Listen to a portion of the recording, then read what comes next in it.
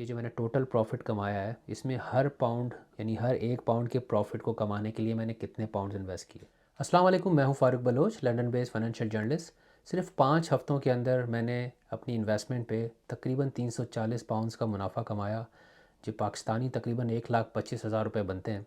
आप यूँ कह लें कि इन 5 हफ्तों में हर दिन मैंने 10 पाउंड्स कमाए बग़ैर कुछ किए, क्योंकि मेरा पैसा मेरे लिए काम कर रहा था। ये इन्वेस्टमेंट मैंने उस इजाफ़ी रकम से की जिसकी मुझे पिछले 5 हफ्तों में क्या, शायद अगले 5 महीनों में, बल्कि शायद अगले 5 साल में भी ज़रूरत नहीं होती। सादा अल्फाज में, अगर किसी के पास इजाफ़ी रकम पड़ी है, कुछ सेविंग्स हैं जो इस्तेमाल नहीं करनी अगले कुछ महीनों या कुछ सालों में, तो बेहतर है उसको इन्वेस्ट कर दिया जाए। फॉर एग्ज़ाम्पल, अगर मैं ये पैसे इन्वेस्ट नहीं करता तो यकीनन ये कम हो जाते हैं। अब यहाँ आपको मिसाल से समझाता हूँ। देखिए, नवंबर का इन्फ्लेशन डेटा तो आया नहीं है यूके का, लेकिन अक्टूबर का अगर डेटा देखा जाए तो इस साल अक्टूबर में जो एनुअल इन्फ्लेशन की शरह है महंगाई की, वो 3.5% के करीब है। इसका मतलब ये है कि पिछले साल अक्टूबर में, यानी 2024 के अक्टूबर में, जो सामान 10 पाउंड में ख़रीदा जा सकता था, वो इस साल अक्टूबर में तकरीबन 13.5 पाउंड का आएगा। तो 10 पाउंड का नोट तो वही रहेगा, लेकिन उसकी वैल्यू कम हो जाएगी, आपकी परचेजिंग पावर या क़ुव्वत ख़रीद कम हो जाएगी। अब ये जो मैंने एक्स्ट्रा तकरीबन 340 पाउंड कमाए हैं, इसकी वजह से क्या होगा कि जो नवंबर में इन्फ्लेशन होगी, मैं उसको किसी हद तक फ़ाइट कर सकूँगा। हो सकता है उसके बाद मैं मज़ीद प्रॉफिट भी बना लूँ। और ये मैंने कैसे किया, इस पे मैं काफ़ी वीडियोस बना चुका हूँ, आप मेरे चैनल पे जाकर देख सकते हैं। और उन्हीं में से एक वीडियो मैंने ये भी कहा था कि मैं अपना इन्वेस्टमेंट पोर्टफोलियो आपसे जल्द शेयर करूँगा। तो चले आज यही करते हैं। अच्छा, जैसा कि मैंने पिछली एक वीडियो में ज़िक्र किया था कि मैंने 4 ईटीएफ्स में इन्वेस्टमेंट की थी अक्टूबर के लास्ट में।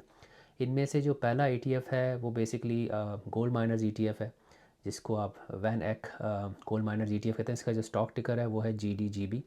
और इसके ज़रिए जो दुनिया की टॉप गोल्ड माइनिंग कंपनीज़ है, वो कंपनी जो ज़मीन से सोना निकालती हैं, उसमें मेरा एक्सपोजर है।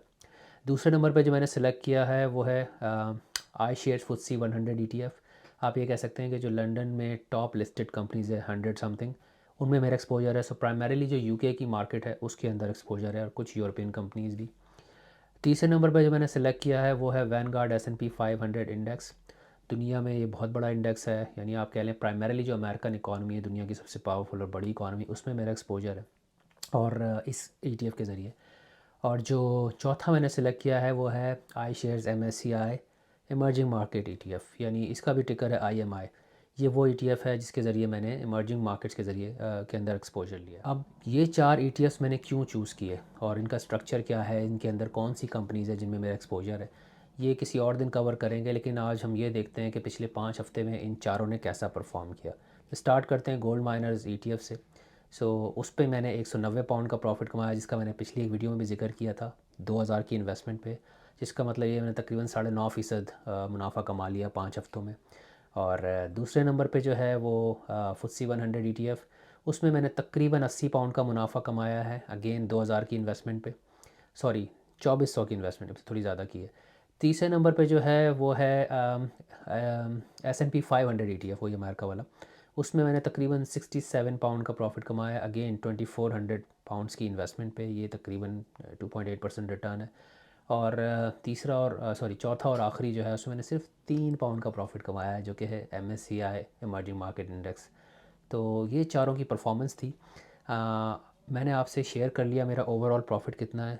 अब क्या कमेंट्स में आप मुझे ये बता सकते हैं कि ऑन एवरेज ये जो मैंने टोटल प्रॉफिट कमाया है, इसमें हर पाउंड यानी हर एक पाउंड के प्रॉफिट को कमाने के लिए मैंने कितने पाउंड्स इन्वेस्ट किए।